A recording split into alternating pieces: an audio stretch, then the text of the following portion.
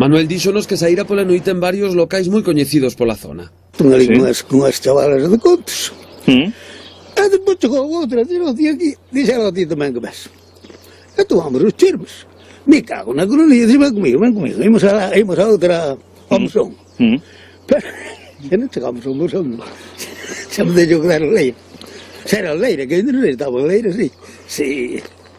Non sei nin onde cheguei.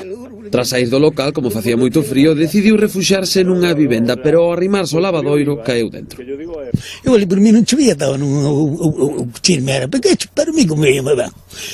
Pero non sei como foi un patar de culpa ao lavadeiro, pois non salía, empecé a verdade. E pau, foi a cando o home sentiu. Pero, dicir, o sea, non daba saído? Despois salí. Quedou encaixado e os seus berros foron escoitados polos residentes na casa que avisaron a policía local. Abro esa puerta, me encuentro con un tío metido entre la batea. Digo, o este tipo está muerto, le digo, no sé, le digo, Mari, no se mueve. Salgo, le digo, jefe. Y el hombre ahí, oh, digo, este está remamado, digo. Unha patrulla da policía local de Ordes conseguiu sacalo do sitio e finalmente un taxi devolveu na casa. Non teño ningún golpe.